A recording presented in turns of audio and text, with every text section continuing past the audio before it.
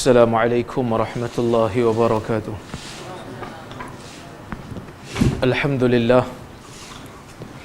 Nahmaduhu wa nasta'inuhu wa nastaghfiruh.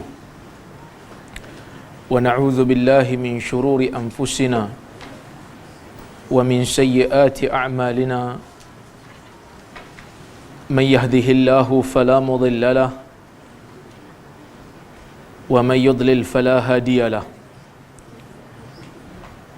أشهد أن لا إله إلا الله وحده لا شريك له وأشهد أن محمدا عبده ورسوله اللهم صل وسلم على محمد وعلى آله وصحبه أجمعين أما بعد. Muslimin dan muslimat yang dirahmati Allah Subhanahu wa taala, alhamdulillah kita bersyukur kepada Allah Subhanahu wa taala kerana dapat bersama pada malam ini. Dan insya-Allah kita berhenti pada hadis yang ke-457 dan hari ini insya-Allah 458. Kata al-Imam An-Nawawi rahimahullah, wa anhu anna Rasulullah sallallahu alaihi wasallam qala inna ad-dunya hulwatun khadirah wa inna Allah ta'ala mustakhlifukum fiha fayanzuru kaifa ta'malun fattaqud dunya wattaqun nisa. Rawahu Muslim. Daripada Abu Sa'id Al-Khudri radhiyallahu anhu, katanya sesungguhnya Nabi sallallahu alaihi wasallam bersabda, inna dunya hulwatun khadirah. Sesungguhnya dunia ini, kata Nabi, merupakan sesuatu yang manis dan hijau. Dunia dipanggil sebagai dunia kerana dua sebab. Yang pertama, dunia tu diambil daripada perkataan ad-dana'ah yang bermaksud hina. Maka alam dunia ni dipanggil dunia kerana ia hina dan tidak memberikan manfaat kepada hamba, melainkan bagi orang yang mempergunakannya untuk akhirat.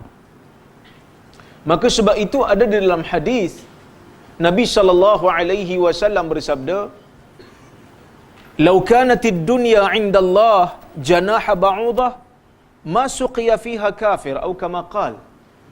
Kalaulah dunia ini di sisi Allah timbangannya sama seperti sebelah ekor nyamuk, maka orang kafir tidak akan diberi minum di dalam dunia ni. Tapi kita tengok dalam dunia ni orang kafir minum. Bahkan ada orang kafir yang lebih kaya daripada orang Muslim. Tengok kekayaan apa? Bill Gates.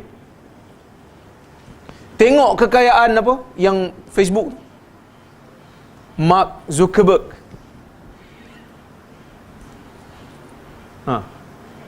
Yang punya Facebook. Kekayaan dia berlipat kali ganda. Nabi kata kalau dunia ni di sisi Allah timbangannya hanya sebelah ekor nyamuk, orang kafir tak dapat minum. Tapi dalam dunia ni orang kafir boleh minum, bahkan lebih selesa daripada orang Muslim. Menunjukkan di sisi Allah dunia ni lebih hina dan lebih ringan daripada berat sebelah ekor nyamuk. Maka sebab itu dunia dipanggil sebagai dunia, kerana dunia itu hina.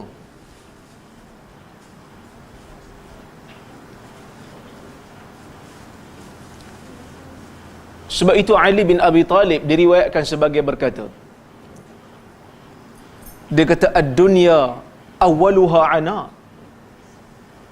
wa akhiruha fana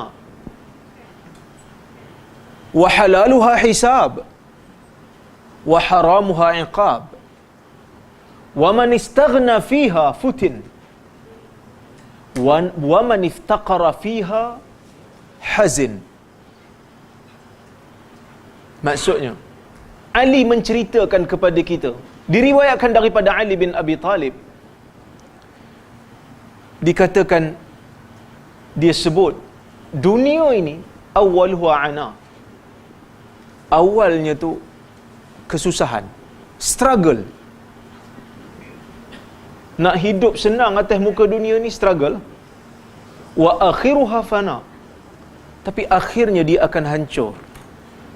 Tak ada orang yang dalam dunia ni boleh hidup selama-lamanya. Sebesar-besar kerajaan Rom, hancur juga akhirnya. Sebesar-besar kerajaan Firaun, hancur juga akhirnya. Itu dunia. Kata Ali lagi, wa halaluha hisab. Benda yang halal di atas muka dunia ni akan dipertanggungjawabkan oleh Allah kepada kita di hari akhirat nanti. Wa haramuha iqab. Dan benda yang haram itu pula akan diberikan balasan yang setimpal. Wa man istaghna fiha futin. Sesiapa yang kaya di dalam dunia ni ataupun rasa berpada untuk hidup dalam dunia ni, tak fikir pasal akhirat, maka dia terfitnah. Maka dia telah, orang kata apa, dilekakan daripada tujuan hidup yang sebenar. Wa man iftaqara fiha hazin. Dan kebanyakan orang yang tak ada dunia, tak dapat dunia ni, mereka akan sedih. Maka begitulah dunia. Yang kata para ulama, tidak kekal dan hina. Ada juga yang mengatakan dunia ni dinamakan dunia kerana dunia ni diambil daripada perkataan ad-dunu, yang bermaksud hampir. Kenapa dunia dipanggil hampir? Kerana dunia ni lah yang paling hampir dengan kita pada ketika ini. Ataupun dunia ni paling hampir kerana dunia ni tak panjang. Berbanding dengan akhirat, dunia ni sangat singkat. Baik. Nabi SAW menyebut dalam hadis ni, dia kata dunia ni hulwatun khadirah, sesuatu yang manis dan hijau. Kata Ibn Allan dalam kitab dia ketika menghuraikan hadis ni, Nabi SAW memberikan perumpamaan nak bagi kita mudah faham. Perumpamaan yang Nabi bagi adalah perumpamaan yang mudah untuk orang faham walaupun dia badui. Apa dia? Nabi menyamakan dunia ni pertamanya dengan sesuatu yang manis dan hijau, iaitu tanaman. Maksudnya Nabi nak kata dunia ni nikmat dia, orang suka kat dia, orang kejar dia seperti mana orang suka dekat tanaman. Maka Nabi samakan hulwah. Nabi kata dunia ni manis bagi orang yang mengejarnya. Bahkan bagi semua orang, manis dunia ni. Seperti mana sukanya orang pada tumbuhan yang manis, pada buah yang manis. Khadirah, bahkan dia hijau. Yang mana mata manusia suka melihat benda yang hijau. Manis itu pada rasanya, hijau itu pada pandangannya. Ni tabiat manusia, suka melihat pada perkara yang hijau dan suka melihat kepada benda yang manis. Maka Nabi memberi gambaran yang ringkas tapi difahami oleh orang yang membacanya. Dunia bukan hanya dilihat sebagai indah, bahkan rasanya juga indah. Tapi Nabi pesan, Nabi tak kata jangan ambil dunia. Bahkan dalam hadis dulu yang kita baca kan, ketika mana Abu Ubaidah membawa kekayaan daripada Bahrain, sahabat-sahabat dok meluru melihat dia. Nabi kata tak ada masalah kamu nak pasang cita-cita, Tak ada masalah. Amilu, pasanglah cita-cita kamu. Watamannau, pasanglah angan-angan kamu. Tetapi Nabi SAW menyebut, wa innallaha mustakhlifukum fiha. Tapi kamu jangan lupa, Allah Subhanahu wa taala menjadikan kamu di dalam dunia ni sebagai khalifah. Semua daripada kita ni adalah khalifah. Kata Allah Subhanahu wa taala, inni ja'ilun fil ardi khalifah. Aku menjadikan, Allah sebut pada malaikat, sesungguhnya aku menjadikan di dalam dunia ni khalifah, iaitu manusia. Apa maksud khalifah? Sebahagian ulama menyebut khalifah ni maksudnya orang yang menggantikan orang lain. Itu khalifah. Sebab itu ada dalam hadis, walaupun hadis ni dhaif, tapi sebahagian ulama mengatakan ia hasan. Selalu saya baca Nabi SAW diriwayatkan sebagai bersabda, yahmilu hadzal ilm min kulli khalafin udulu yanfauna anhu tahrif al-ghalin wa intihal al-mubtilin wa ta'wil al-jahilin. Ilmu agama ini akan dibawa daripada setiap generasi oleh orang-orang yang baik daripada mereka. Nabi menyebut dengan perkataan min kulli khalafin. Khalaf maksudnya orang yang datang kemudian daripada orang lain. Salaf orang yang terdahulu, khalaf yang kemudian. Maka kita ni golongan khalaf yang mengikut jalan salaf. Min kulli khalafin udulu. Maksudnya Allah menjadikan kita ni orang yang generasi yang datang kemudian. Ini kata sebagian ulama. Maksudnya wa innallaha mustakhlifukum fiha. Maksudnya Allah menjadikan kita sebagai ganti, sebagai generasi kemudian, yang mana Allah telah melantik sebelum ini dan mencipta sebelum ini umat-umat sebelum daripada kamu. Dan Allah juga telah uji orang-orang sebelum kamu juga dengan dunia dan nikmat-nikmatnya. Maka kamu kena beringat, ujian yang kena pada kamu sama juga dengan ujian orang-orang yang sebelum kamu. Ada yang kata begitu. Ada yang kata maksud mustakhlifukum fiha, khalifah ni bukan generasi yang datang berikut, tetapi maksudnya sebagai pengganti. Wakil maksudnya Allah mewakilkan kepada kita untuk kita menegakkan agama Allah di muka bumi ini.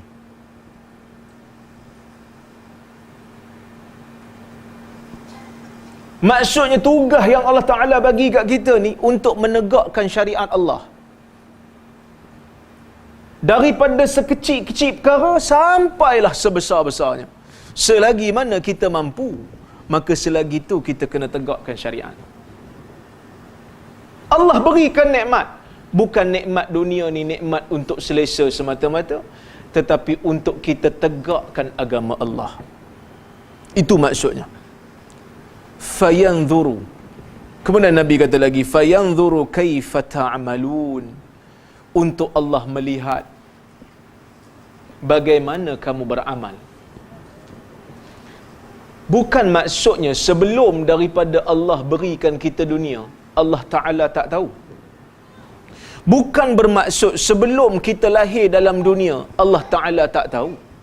Allah ni alimun khabir, maha tahu. Bahkan sebelum kita lahir pun Allah Ta'ala dah tahu kita nak ke mana, kita beramal saleh ke beramal jahat, Allah Ta'ala tahu.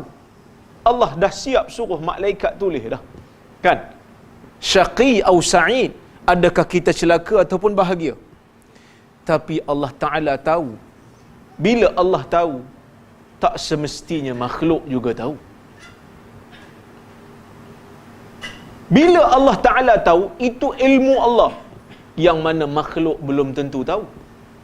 Melainkan apa yang Allah beritahu kat dia. Maka nak membuktikan seseorang itu berhak untuk mendapatkan balasan sama ada baik atau buruk, maka Allah jelmakan setiap amalan mereka itu dalam dunia.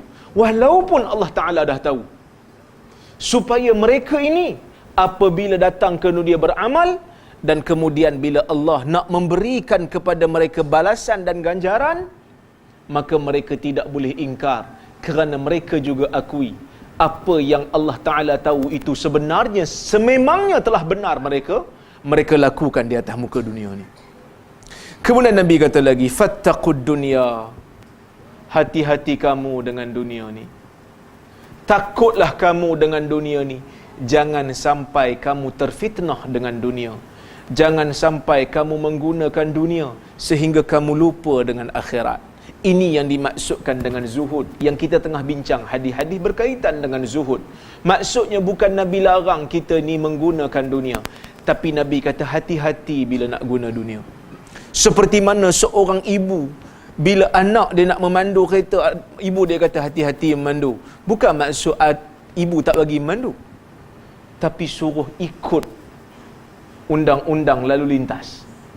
Kemudian Nabi kata lagi, wattaqun nisa, takutlah kamu kepada perempuan. Kerana biasanya ujian yang datang pada manusia ni, dua benda ni lah, dunia dan wanita, dunia dan perempuan. Pasal apa Nabi ulang dua kali? Perempuan tu bukan dunia ke? Bukankah perempuan tu juga sebahagian daripada dunia? Dalam riwayat yang lain menyebut ad-dunya kulluha mata' wa khairu mata'id dunya al-mar'atu salihah. Dunia itu semuanya adalah perhiasan, dan perhiasan yang paling baik ialah perempuan yang salihah. Maksudnya perempuan ni sebahagian daripada dunia. Apa sebab, kenapa Nabi ulang? Ni kaedah bahasa Arab. Sesuatu yang penting akan diulang kali yang kedua. Mula disebut umum dunia. Bila disebut dunia ni termasuklah hartanya, jawatannya, kedudukannya, anak pinaknya, dan perempuan. Nabi ulang sekali lagi, wattaqun nisa, takutlah kamu kepada perempuan, takutlah kamu kepada tipu daya mereka. Apa maksud tipu daya perempuan? Bila maksud tipu daya perempuan ni, bukan semestinya perempuan ajnabiyah, bukan semestinya perempuan tah mana-mana hala. Kadang-kadang isteri kita, kadang-kadang isteri boleh menyebabkan suami tergelincir.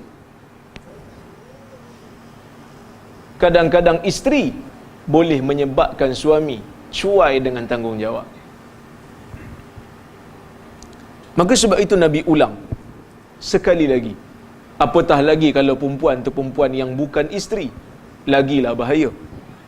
Sebab itu Nabi SAW dalam banyak hadis Nabi sebut, Nabi kata, ma taraktu ba'di fitnatan adarru 'ala an-nisa minan nisa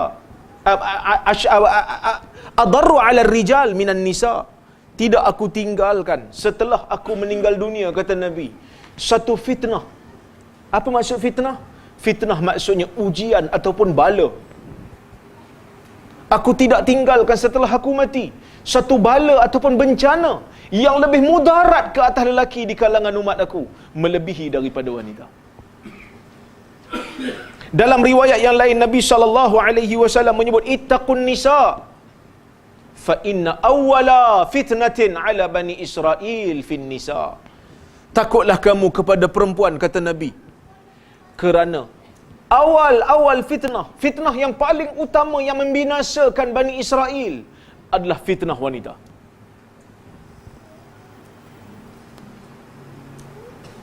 Maka sebab itu tuan-tuan, kadang-kadang kerana perempuan hilang lebay. Kadang-kadang sebab isteri, suami boleh menyeleweng. Yang bukan hak dia pun dia ambil kerana nak bagi isteri.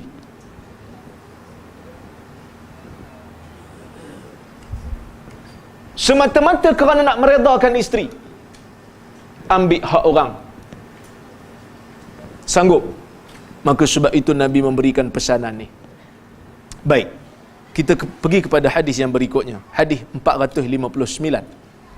Wa an Anas radhiyallahu anhu anna an-nabiy sallallahu alaihi wasallam qala Allahumma la 'aisha illa 'aishal akhirah. Muttafaqun alaih. Daripada Anas bin Malik radhiyallahu anhu, katanya Nabi sallallahu alaihi wasallam bersabda, Allahumma la 'aisha illa 'aishal akhirah. Wahai Tuhan, Allahumma maksudnya ya Allah, wahai Tuhan, la 'aisha, tidak ada sebarang hidup melainkan hidup akhirat. Hadis ni pendek, tapi sebenarnya hadis ni adalah satu potongan daripada hadis yang ada kisahnya.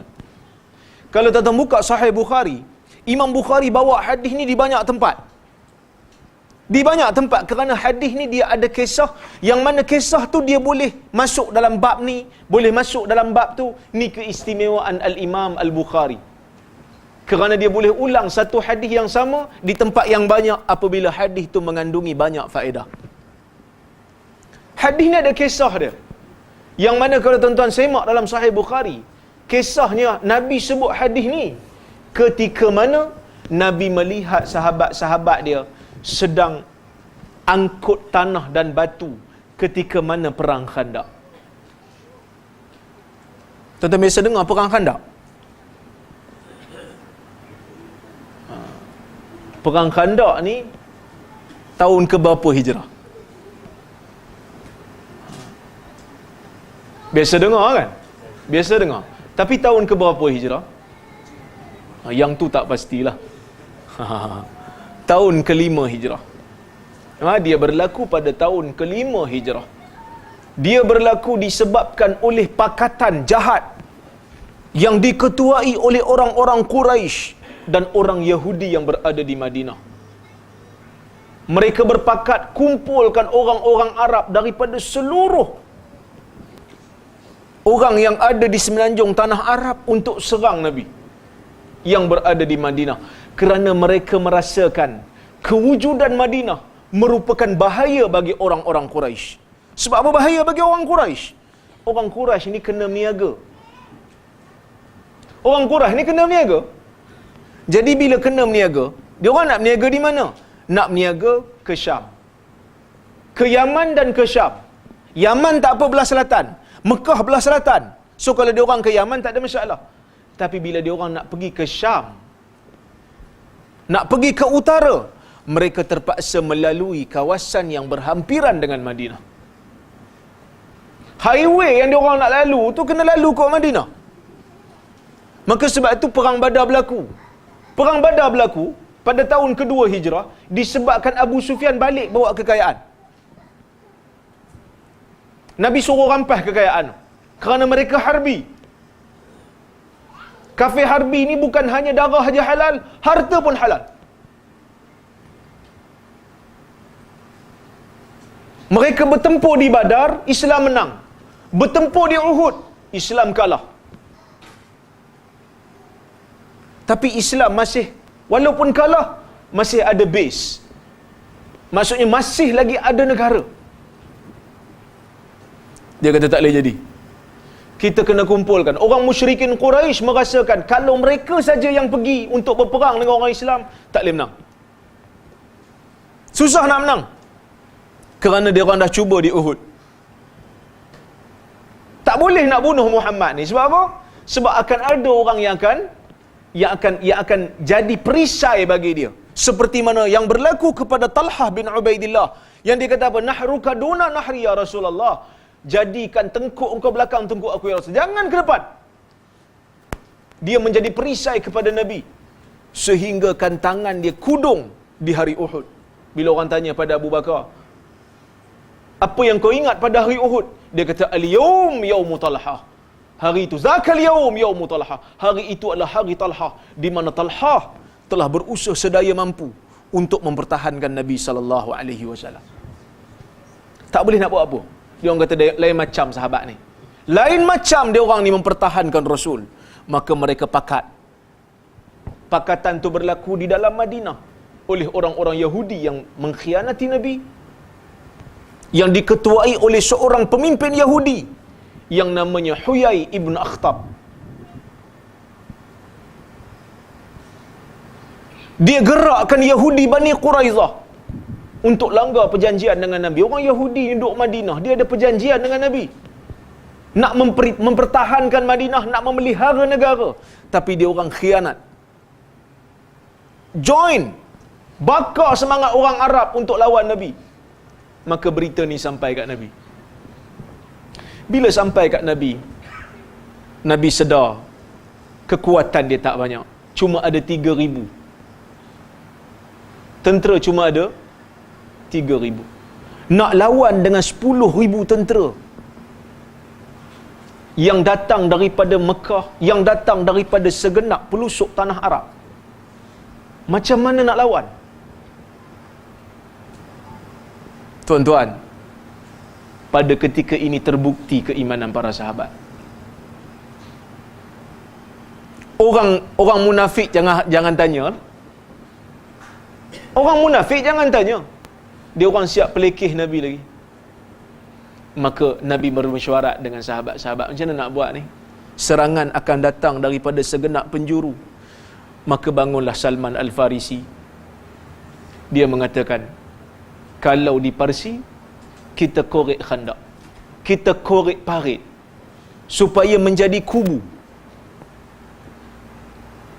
supaya tentera ni tak boleh masuk, kerana ada longkang, ada parit. Sebab dia orang naik kuda kan. Maka Nabi terima cadangan tu. Sebab itu dalam Islam ni bukan semua ilmu daripada barat, ilmu daripada luar kita tolak.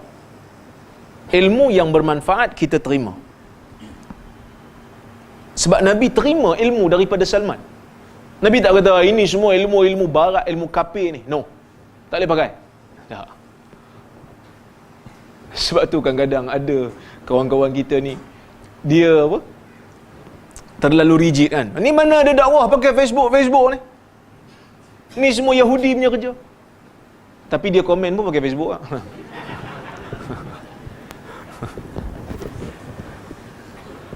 Boleh. Kalau bermanfaat boleh. Seperti mana Nabi terima cadangan daripada Salman Al-Farisi. Pakatan jahat tu, orang-orang kafir termasuk dengan orang Yahudi tu, dipanggil juga dengan Al-Ahzab. Maka sebab itu dalam takbir tuan-tuan sebut Al-Ahzab. Ketika mana tuan-tuan zikir masa apa? Sa'i pun disebut Al-Ahzab. Kenapa disebut Al-Ahzab? Kerana di situ kemuncak kepada pakatan jahat nak melenyapkan sinar Islam. Yuriduna liyutfi'u nurallaha biafwahihim. Yuriduna liyutfi'u nurallahi biafwahihim. Wallahu mutimmu nurihi walau karihal kafirun. Mereka ingin untuk melenyapkan cahaya Allah, tetapi Allah menyempurnakan cahayanya. Maka sebab itu kita sebut tentang Ahzab, kerana di sana dalam perang ni terbukti keimanan para sahabat, terbukti kuasa Allah. Maka diorang pun berhimpun di luar daripada kota Madinah, luar parit. Sebelum tu Nabi nampaklah sahabat-sahabat ni duk korek khandak, duk korek parit. Sebelum saya nak cerita hadis ni, saya nak cerita pasal perang dulu. Perang ni penting tak? Peperangan tu berlaku mengikut apa yang disebut dalam kitab sirah.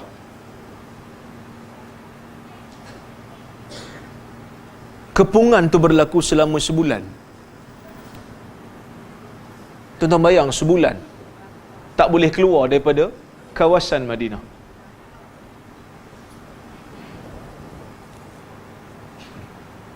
Sehingga kan orang-orang munafikin, orang munafik, ketika mana dikepung tu, dia sindir Nabi. Dia kata apa? Wa'adana Muhammad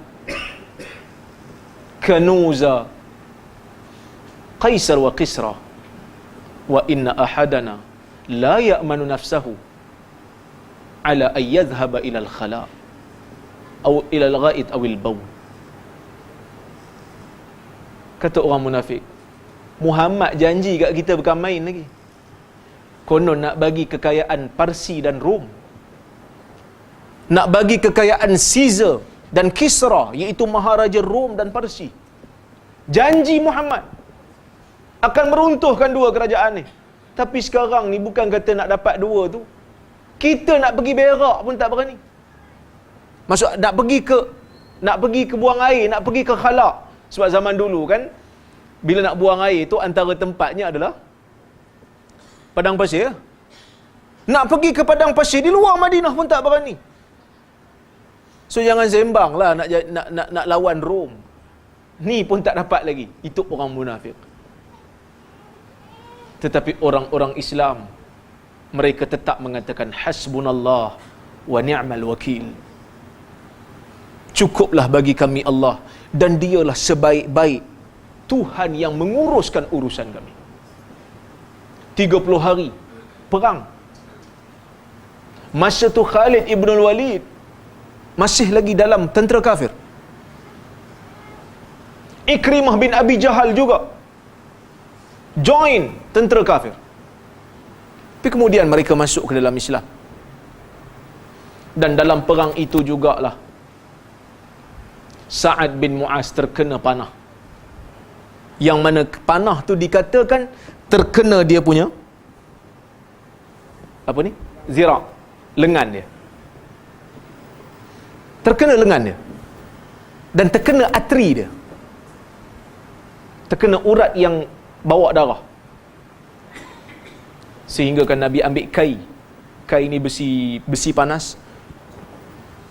Nabi letakkan di kawasan luka dan berhenti darah seketika. Selesai perang Ahzab ni, Nabi nak letak senjata. Selesai perang Ahzab ni, Allah beri angin yang sangat sejuk kepada kem orang-orang kafir yang berkemah di luar Madinah, sehingga kan mereka bertempiaran lari. Sebab tu saya sebut tadi, perang ni perang yang membuktikan keimanan dan tawakal para sahabat dan membuktikan kuasa Allah.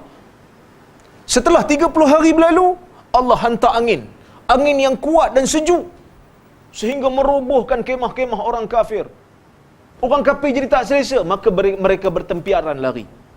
Cuma tinggal satu persoalan. Pasal apa lepas 30 hari baru nak hantar angin? Pertama, sebab nak beri peluang kepada orang-orang Muslim untuk berjuang untuk agama ni. Dan yang kedua, nak tengok siapa di kalangan orang yang mendakwa mengikut Nabi yang benar-benar ikut, dan siapakah orang-orang yang munafik. Supaya orang Islam pakat tahu yang mana cerita betul, yang mana sembang je kemah. Kadang-kadang kita ni sembang je kemah. Tak apa ustaz, ustaz jalan ustaz. Kami menyokong ustaz daripada belakang. Ustaz kena hentam, kami duduk belakang je lah.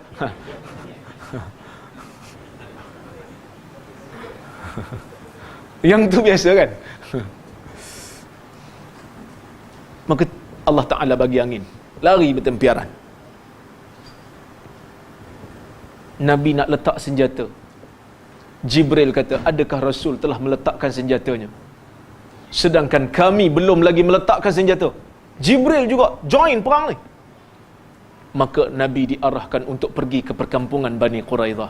Sebab apa kena pergi perkampungan Bani Quraidah? Kerana mereka telah memungkiri janji.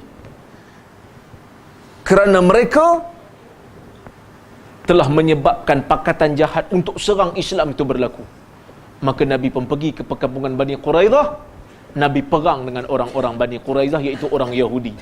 InsyaAllah jika ada masa dan ketika, kita cerita di kesempatan yang lain. Cuma hari ni khandak dulu. Kalau cerita banyak-banyak, balik lupa. Maka Nabi ni bila dia tengok hadis ni, Nabi kata dalam riwayat ni, Imam Bukhari bawa kisah. Kisah ni Nabi tengah tengok sahabat-sahabat dia duk korek khandak, duk korek parit, dalam cuaca yang sejuk. Jadi mereka duk angkut tanah, duk angkut batu. Maka Nabi sebut hadis ni. Nabi kata, Allahumma la aisha illa aishal akhirah. Ya Allah, tidak ada mana-mana kehidupan. Bukan maksud tak ada kehidupan langsung. Kita hidup di dunia ni. Tetapi maksud Nabi tu, tidak ada kehidupan yang sempurna. Tidak ada kehidupan yang kekal abadi. Tidak ada kehidupan yang dirindui oleh orang-orang yang beriman. Illa aishal akhirah. Kecuali kehidupan akhirat yang dirindui oleh mana-mana orang yang namanya mukmin. Faghfir lil ansari wal muhajirah. Dalam hadis ini Nabi sambung lagi. Nabi kata, berilah keampunan bagi orang-orang ansar dan orang-orang muhajirin. Tapi dalam syair ni dia macam tu, Allahumma la aisha illa aishal akhirah. Ya Allah, tidak ada dunia melainkan, tidak ada kehidupan melainkan kehidupan akhirat. Akhirah. Faghfir lil ansari wal muhajirah. Nak bagi sama rima belakang. Maka dia kata muhajirah. Sebenarnya muhajirin. Tapi ulama takwil dia kata jamaah muhajirah, kumpulan yang berhijrah daripada Mekah ke Madinah. Nabi sebut dalam hadis ni tentang dua golongan yang memberikan sumbangan yang hebat dalam Islam, iaitulah golongan muhajirin dan golongan ansar, yang mana pada ketika ini telah terbukti iman mereka. Yang mana pada ketika ini telah Nabi nampak bagaimana bersungguhnya mereka untuk menghidupkan agama Allah di atas muka dunia ni. Walaupun terpaksa untuk korek-parik dalam keadaan yang sejuk, korek juga. Maka Nabi memberikan motivasi kepada mereka. Kamu merasakan, seolah-olah Nabi nak memberikan satu isyarat. Kamu merasakan dunia ini sempit bagi kamu. Kamu merasakan dunia ini susah bagi kamu. Mungkin kamu merasakan dunia ini terlalu zalim untuk kamu. Kamu kena ingat, wahai Tuhan, tidak ada sebarang hidup yang kekal. Tidak ada sebarang hidup yang dirindui. Walaupun dunia ni susah, walaupun dunia ni kadang-kadang zalim, kamu kena ingat, ada hari di mana kita sama-sama akan berdiri di hadapan Allah. Di sanalah akan ditentukan keadilan yang mutlak.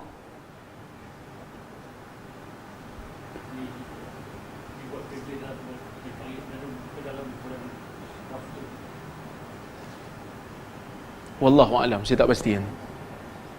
Mungkin nanti saya tengok balik.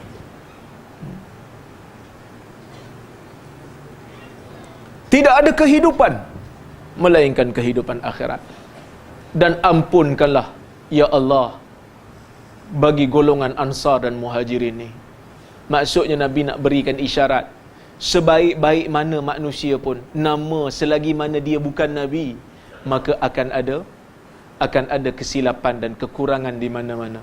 Ya Allah, ampunkanlah mereka kerana mereka telah berkorban untuk agama.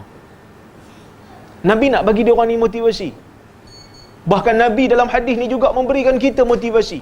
Kadang-kadang kita rasa, ya, dunia ni tak apa adil untuk kita.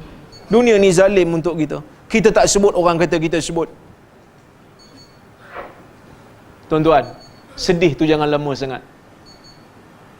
Kecewa tu jangan lama sangat. Kita ada hari di mana semua orang akan dibela jika dia dizalimi, dan semua orang yang menzalimi akan diberikan balasan oleh Allah Subhanahu wa taala, iaitulah kehidupan akhirat. So jangan susah hati. Dah isyak ke? Kau isyak kita bagi azan dulu? Belum ya, okey. Kemudian orang-orang muhajirin dan ansar yang tengah korek-parik ni, dia orang pun sahutlah. Sebab Nabi bagi semangat kat mereka. Dia berkata apa? Dia pun sambut. Dia berkata, nahnu alladhi baya'u Muhammada alal jihad ma baqaina abada. Kamilah orang-orang yang berbai'ah dengan Muhammad. Kamilah orang-orang yang berjanji setia dan telah memberikan perjanjian kami kepada Muhammad. Alal jihad, untuk berjihad. Ya Rasulullah, jangan kamu susah hati. Walaupun kami susah pada waktu ni, walaupun kami terpaksa angkat batu berat dan tanah pada waktu ni, walaupun dalam keadaan cuaca yang sejuk pada waktu ni, ya Rasulullah, jangan bimbang. kerana inilah perjanjian yang kami telah berikan kepada kamu. Kami sanggup untuk kami berjihad bersama dengan kamu, wahai Muhammad. Ma baqaina abada. Selagi mana kami hidup, maka selagi itulah kami akan berjuang untuk agama. Allahu Akbar. Tuan-tuan, hebat. Bukan hanya di mulut, tetapi juga dibuktikan dengan tindakan. Hebat. Maka sebab itu bila kita baca kisah para sahabat, perjuangan mereka ni perjuangan yang sangat-sangat berharga. Dan seperti mana yang saya sebut dulu, orang Muhajirin, orang Ansar, ni nama yang baru yang Islam bagi. Sebelum tu dia orang tak dikenali sebagai Muhajirin. Sebelum tu mereka tak dikenali sebagai Ansar. Mereka orang Yathrib. Dipanggil Khazraj, dipanggil Aus, dipanggil Quraisy. Tetapi bila Islam datang, Islam memberikan satu label baru kepada mereka. Tak kiralah kamu tu Habsyi ke, tak kiralah kamu tu Yahudi ke, Bani Israel ke asalnya, tak kiralah kamu tu Quraisy kepada asalnya, tak kiralah kamu tu Khazraj ataupun Aus kepada asalnya, tetapi kamu dikumpulkan dengan satu perkara, iaitu perjuangan pada agama, menyatukan kamu. Maka Nabi gelarkan mereka Ansar dan Muhajirin. Walaupun kamu Quraisy yang dianggap sebagai golongan mulia, tetapi bila kamu mati bukan kerana Islam, kamu tetap akan masuk ke dalam neraka. Seperti mana Abu Jahal, dia Quraisy. Seperti mana Abu Lahab, pak saudara Nabi, kira kabel besar lah. Tapi sumbangan pada agama lebih utama. Maka sebab itu Nabi gelarkan mereka Ansar dan Muhajirin. Apa maksud Ansar? Mereka terkenal dengan Ansar. Walaupun ada Khazraj, walaupun ada Aus, Nabi tak leburkan nama tu. Bahkan kalau kita baca kisah para sahabat, macam Anas, masih lagi digelar sebagai Khazraji, masih lagi digelar sebagai puak Khazraj. Tetapi sumbangan mereka kepada agama telah melebihkan keturunan asal mereka. Maka dia gelar sebagai Ansar, iaitu golongan yang membantu Islam, membantu Muhajirin. Dan orang-orang yang berhijrah dipanggil sebagai Muhajirin kerana itulah sumbangan terbesar yang mereka pernah buat untuk Islam. Walaupun ada yang dipanggil sebagai Quraisy. Dalam Quraisy tu pula ada pelbagai kabilah. Maka itu semua tidaklah dipandang utama oleh agama selain daripada perjuangan untuk agama. Ni contoh yang terbaik yang Nabi telah bagi pada kita. Ni generasi yang terbaik yang telah dididik oleh Nabi sallallahu alaihi wasallam. Mereka ini zuhud untuk agama. Bahkan ada di kalangan mereka yang miskin, ada di kalangan mereka yang tak merasa pun nikmat kemenangan. Allah tak takdirkan kemenangan untuk mereka kerana Islam menang selepas mereka mati, seperti Hamzah, seperti Mus'ab bin Umair. Tetapi jasa mereka tetap ada di sisi Allah. Tuan-tuan, hari ini bila kita belajar Islam, bila kita baca hadis, bila kita sebut tentang hukum-hukum Islam, golongan Ansar dan Muhajirin tetap mengutip pahala. Kenapa mengutip pahala? Kerana suburnya Islam, sampainya Islam kat kita kerana parit yang mereka bina. Kalau tak kerana parit yang mereka bina tu, maka mungkin Islam tak ada dan lenyap. Maka sebab itu kita tak boleh nak bersatu dengan orang yang kata sahabat Nabi ni kafir. Mana mungkin? Sebab tu saya pelik, tuan-tuan. Orang yang nak bersatu dengan Syiah ni, saya pelik. Adakah dia tak pernah mendengar bagaimana Syiah melaknat golongan sahabat yang mengatakan Aisyah kaki zina, Ni golongan ni yang kita baca sirah mereka, yang terbukti perjuangan mereka membawa agama. Bahkan hari ini agama sampai kepada kita melalui pengorbanan mereka. Bukan hanya sekadar pengorbanan tenaga, ada yang mati dengan darah mereka bayar perjuangan ni.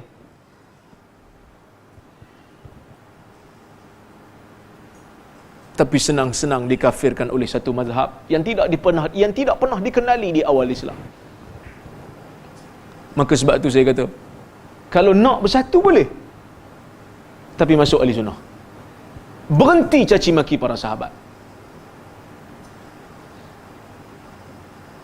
Berhenti caci maki para sahabat. Kita boleh bersatu. Tapi kalau sekadar nak bersatu dengan mereka mengekalkan akidah mereka, susah. Ini zuhud yang Nabi tunjukkan. Ini zuhud yang para sahabat tunjuk. Jauhlah kalau kita nak challenge lah orang kata. Kalau nak kejar dia orang ni, susahlah. Tapi paling tidak jadikan ia sebagai motivasi. Mereka telah buktikan yang mana Allah dan Rasul lebih mereka cinta daripada benda yang lain. Kita kadang baca hadis pendek kan. Nabi SAW bersabda, "La yu'minu ahadukum hatta akuna ahabba ilaihi min walidihi wa waladihi wan nasi ajma'in." Tidak sempurna iman salah seorang daripada kamu sehingga aku ni, kata Nabi, dia paling cinta lebih daripada ibu ayahnya, lebih daripada anak pinaknya, lebih daripada manusia sekaliannya. Hadis ni pendek je, boleh hafal pun. Tapi dari sudut pengorbanannya, dari sudut amalannya, belum tentu. Bila bertembung kepentingan dunia dan kepentingan agama, kadang-kadang banyak fikir kita. Kadang-kadang banyak berhitung kita. Kalau aku sebut benda ni sekarang orang tak suka. Kalau aku sebut benda ni sekarang orang tak panggil dah aku kuliah.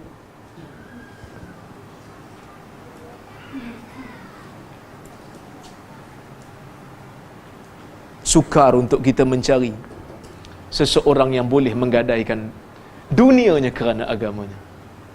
Ini golongan yang telah dihasilkan oleh Nabi, dididik oleh Nabi. Mereka buang dunia mereka. Tetapi apabila mereka buang dunia daripada jiwa mereka, ja'alallahu ghinahu fi qalbih. Allah Ta'ala jadikan kekayaan itu sentiasa berada di dalam jiwa mereka. Dan dunia berada di tangan mereka. Hari ini bila kita sebut tentang Islam, akan terbitlah daripada mulut kita nama Umar, nama Abu Bakar, nama Uthman, nama Ali, nama Talha. Walaupun kita tak pernah kenal muka mereka, tetapi jiwa kita merasakan kita sayang dan cinta kepada generasi ini. Ya, kitab sirah tak bagi tahu sangat macam mana muka sahabat-sahabat ni, kan? Cuma adalah sebahagian disebut macam Muaz, dikatakan handsome. Muaz ni antara yang handsome di kalangan sahabat. Tapi macam mana handsome tu kita pun tak tahu. Tapi kita sayangkan Muaz. Kita cinta pada Muaz bin Jabal bukan kerana muka dia handsome. Bilal pun kita sayang lebih. Walaupun dia gelap, mungkin gelap lagi pada kita, tapi kerana sumbangan dia pada agama. Jadikan dia sebagai motivasi, tuan-tuan. Saya nasihati diri saya dan juga tuan-tuan, renung-renungkan apakah yang kita dah buat untuk agama ni sepanjang Allah berikan kita umur. Berapa banyak generasi yang telah kita bina, yang berfikir untuk Islam, yang berfikir tentang untung nasib agama. Kalau kita fikir, tuan-tuan, tak tahulah, saya pun takut nak berjumpa dengan Allah Subhanahu Wa Taala. Kerana sepanjang 30 tahun ni saya pun tak tahu adakah berbaloi apa yang kita buat dengan apa yang kita dapat dari sudut nikmat yang Allah Ta'ala dah beri. Kadang-kadang bila kita sebut dalam kuliah, benda ni tak betul, benda ni tak betul, orang marah kita. Allah Ustaz, benda kecil je Ustaz. Benda besar-besar Ustaz tak mahu tegur. Kita tidak merasakan nikmat satu kebenaran walaupun sikit. Sedangkan orang mukmin tu, teguran walaupun sedikit memberikan satu nikmat yang besar bagi dia.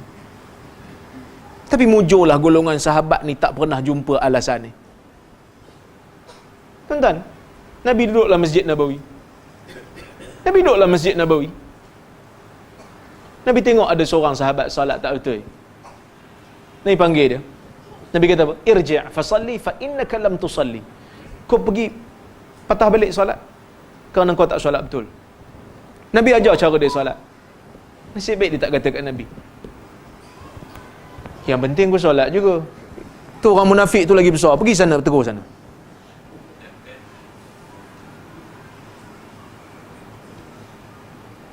Nabi duduk di satu tempat. Ada orang baca Quran kuat dalam Masjid Nabawi. Nabi selak langsir. Nabi kata, kullukum yunaji rabbahu. Semua orang bermunajat dengan Tuhannya. Jangan sebahagian daripada kamu angkat suara berbanding orang lain dengan bacaan Quran atau sebagainya. Ganggu orang lain. Tapi sahabat aku, kerana teguran tu teguran yang betul walaupun kecil. Dia tak pernah kata, yang penting aku baca Quran. Pergilah tegur orang yang tak baca tu. Kadang-kadang bukan orang biasa yang bagi alasan ni. Pendakwah sendiri. Bila kita cuba untuk memperbetulkan masyarakat, walaupun pada benda yang kecil. Tapi ada orang yang tak selesa. Apa ni? Dia kata, suka benda-benda kecil.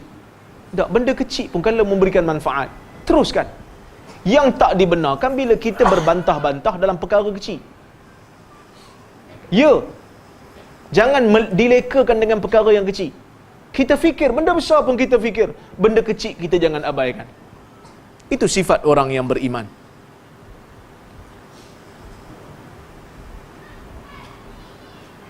Berapa ramai di antara kita yang pernah mendengar hadis bitaqah dulu kita baca? Dia selamat disebabkan beberapa amalan dia. Antaranya tauhid dia. Kadang-kadang kita selamat dengan amalan-amalan kecil yang kita buat. Kadang-kadang kita tanya, apa benda besar ni tu? Dia pun tak boleh jawab. Apa yang benda besar? Benda besar saya ingat bab politik lah kot. Tuan-tuan, bukan semua orang kena join politik. Perdana Menteri pun seorang je. Tuan-tuan mimpi je. Belum boleh jadi lagi. Nanti bila kita sampai bab politik, kita bincanglah bab politik. Bahkan ada dah orang dah simbang bab politik, apa nak ramai-ramai. Yang mana yang lain yang tak terlibat dalam politik, yang tak ada kemahiran dalam politik, kita bincang bab-bab yang berkaitan dengan ibadah, bab-bab yang berkaitan dengan salat, bagaimana nak memperbetulkan ibadah supaya Islam tu jalan serentak. Ada yang buat kerja nahi mungkar yang tak betul diperbetulkan, baru Islam tu jalan serentak. Baik. Dan hadis berikutnya, wa anhu, daripada Anas juga, an Rasulillah sallallahu alaihi wasallam qaal, yatba'ul mayyita thalathah, ahluhu wa maluhu wa amaluhu, fayarji'u ithnan wa yabqa wahid, yarji'u ahluhu wa maluhu wa yabqa amaluhu, muttafaqun alaih. Daripada Anas bin Malik radhiyallahu anhu, katanya, yatba'ul mayyit salasah, yang akan mengiringi orang mati itu 3 jenis. 3 benda akan ikut. Ahluhu, pertama keluarganya yang sayang kat dia, akan usunglah jenazah dia, akan iringlah jenazah dia sampai ke kuburan. Wa maluhu, dan hartanya. Wa amaluhu, dan amalannya. Fayarji'u ithnan, 2 akan balik. Wa yabqa wahid, dan yang akan tunggu satu benda akan tunggu. Baik, apa dia? Nabi kata, yarji'u ahluhu wa maluhu, yang akan balik keluarganya dan hartanya. Yang tu akan balik. Maksud harta dia tu, harta dia yang dia tinggal lah. Kain penutup badan dia, semua dia tinggalkan. Walaupun bawa usung tu, kain dia kan. Usung badan dia tu dalam keranda tu, kain dia bawa balik. Keluarga dia pun balik. Nangis macam mana pun balik. Suami meninggal, bini bukan main menangis lagi, balik bini tu. Bahkan kalau si suami tu yang dah mati tu kan, punya sedih bini dia, duduk tepi kubur, kenapa abang mati, kenapa abang mati. Laki dia angkat tangan sebelah, keluar daripada kubur, lari dia. Sayang-sayang pun takut juga.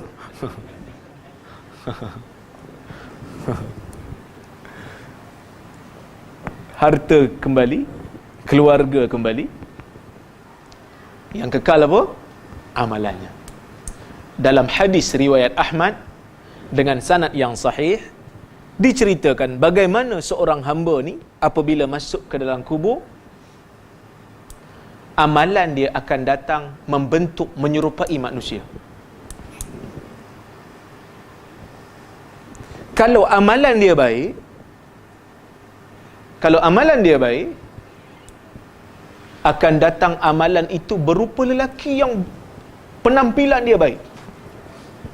Disebut hasanus siyab, pakaiannya baik, penampilannya baik, akan pergi ke mayat tu.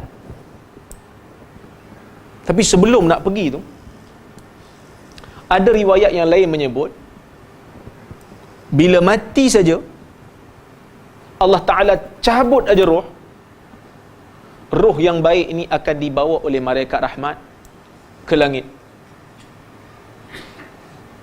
dan bau wangi satu langit. Kalau yang jahat akan bau busuk, kemudian barulah dihantar ke kubur balik. Dan waktu itulah amalan baik, kalau orang tu baik, amalan baik akan datang. Dan kita tak kenal dalam kubur. Kita kata, siapa kau? Dia kata, ana amaluka as-salih, akulah amalanmu yang salih. Dan dia bagi satu motivasi pula kat kawan ni. Dia kata, terimalah berita gembira dan nikmat daripada Tuhan kamu. Kalau amalan jahat, orang jahat, dia datang dalam bentuk yang buruk. Dan ditanya juga, siapa kamu? Dikatakan, ana amalukal khabis, akulah amalanmu yang buruk. Dan masa itulah akan disoal oleh malaikat. Akan disoal oleh malaikat. Bagi yang tak dapat jawab soalan malaikat, akan diuji di dalam kubur. Tetapi setiap manusia yang namanya Muslim, apabila diseksa di dalam kubur, seksaan itu tidak akan menjadi sia-sia untuk dia. Kenapa saya kata tidak menjadi sia-sia untuk dia? Ya, kita disuruh untuk berlindung daripada azab kubur. Sebelum beri salam, Nabi ajar kita, Allahumma inni a'udzubika min azabil qabr. Ya Allah, aku berlindung denganmu daripada azab kubur. Wa min azabi jahannam, daripada azab neraka jahannam. Nabi suruh kita untuk minta perlindungan dengan Allah daripada azab kubur. Tapi kalau satu orang Allah Ta'ala bagi dia azab kubur, azab tu takkan jadi sia-sia untuk dia. Ni yang jadi persoalan dulu orang tanya saya. Dia kata, Ustaz, macam mana orang yang diazab dalam kubur ni boleh diazab? Sedangkan belum timbang lagi amalan. Patutnya timbanglah dulu, baru tahu orang jahat ke orang baik. Betul? Betul tak? Selagi belum timbang, mana tahu? Kita kata dah, Tuhan tahu dah. Yang timbang tu untuk kita nak tengok. Sebab kalau Tuhan tak timbang, mana kita nak tahu amalan kita baik ke jahat belah banyak mana? Jadi Tuhan timbang depan kita, Tuhan tengok, Tuhan nak suruh kita tengok. Tuhan tak payah timbang, Tuhan tahu dah. Supaya kita tak rasa dizalimi. Timbang depan kita, kita tengok. Kalau ada orang ini timbang, amalan jahatnya lebih, masuk dalam neraka. Dan dia tak rasa Tuhan zalimi dia. Kalau tak timbang, masuk terus dalam neraka. Dia akan tanya, pasal apa aku masuk neraka? Tuhan kata, aku maha tahu, engkau banyak dosa pada pahala. Dia kata, aku tak tahu. Maka nak adil. Kerana Tuhan tu bukan hanya adil, Tuhan nak tunjuk keadilan dia pada hamba dia. timbang. Sebab tu saya kata dalam kubur tu, kalau ada orang yang diazab, azab tu bukan sia-sia. Ya betul, amalan belum ditimbang. Tapi bila dia diazab dalam kubur, azab kubur itu akan meringankan dosanya di hari mahsyar, ketika mana dosa dan pahalanya ditimbang. Berdasarkan hadis yang Nabi SAW sebut, ma asabal muslim min wasabin wala nasabin wala hammin wala adha wala maradin wala adha hatta syaukah yushakuha illa kaffarallahu biha min khatayahu atau kama qala. Tidak ada yang menimpa seorang muslim daripada kepenatan, daripada kesakitan, daripada kesedihan, daripada penyakit, daripada ketegangan, sehinggakan duri yang kena pada jasad dia, melainkan Allah akan cuci dosa-dosa dia. Maka sebab itu kita minta berlindung daripada azab kubur. Tapi kalau ada orang yang dikenakan daripada azab kubur itu pun akan menyucikan dosa dia sebelum dia pergi ke daerah yang lebih dahsyat azabnya. Wallahu subhanahu wa ta'ala alam. InsyaAllah kita sambung pada kuliah yang akan datang. Kalau ada soalan ke, nak kritik ke, nak tegur ke, boleh.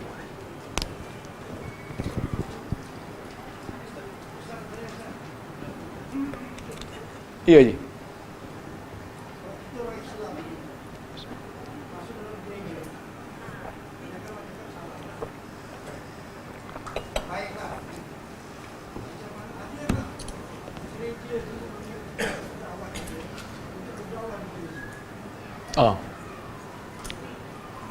Yang ada perbahasan kalau solat di dalam gereja, memang ada sebahagian ulama tidak menggalakkannya kerana bimbang orang keliru. Tapi kalau setakat masuk untuk berdakwah kepada padri, tidaklah menjadi masalah. Itu tak jadi masalah.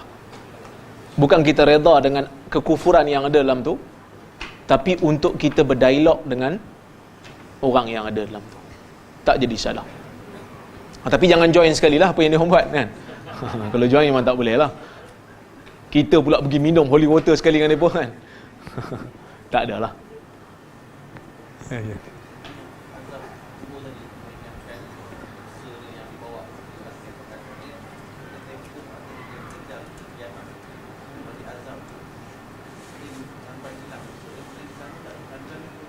Wallahu alam. Kalau itu benda gaib yang kita tak diberitahu berkenaan dengan dia, jadi saya pun tak berani nak jawab. Cuma demikian yang disebut oleh Ibn Taymiyah dalam Majmu'ul Fatawa, kalau satu orang dikenakan azab dalam kubur, maka ia akan menyucikan dosanya.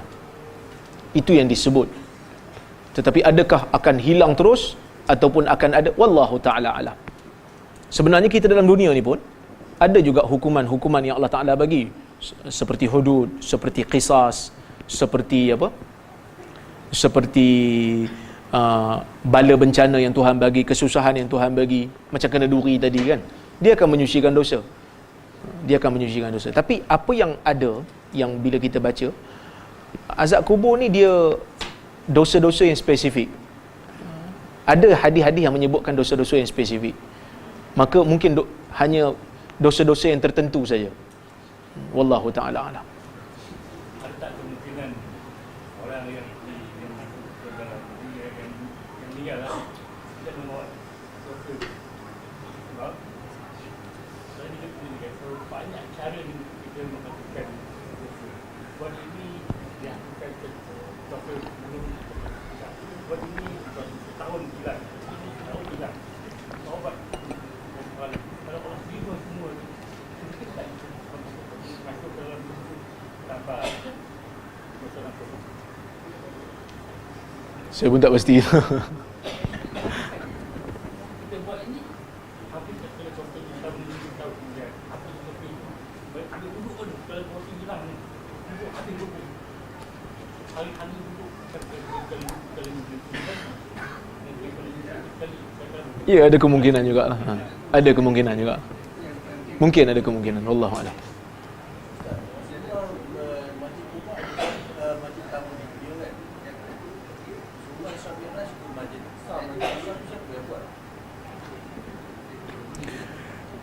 Tidak ada yang diketahui siapa yang membinanya, tetapi yang diketahui itulah masjid yang dibina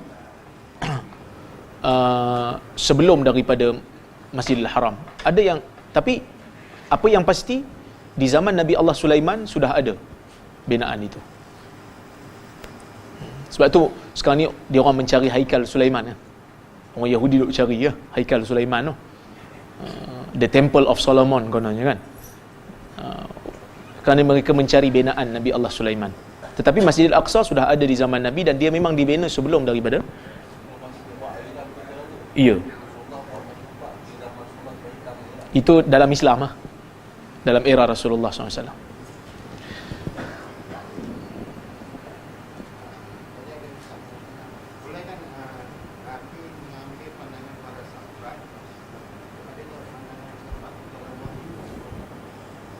Nabi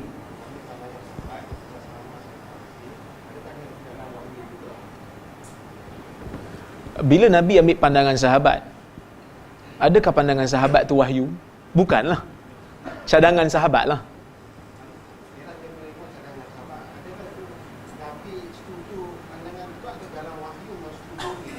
Bila Nabi setuju pandangan tu, bila Nabi ikrarkan pandangan tu, bila Nabi akui pandangan tu benar dan tidak ada wahyu yang turun bagi tahu Nabi salah, maka benda tu dianggap sebagai wahyu.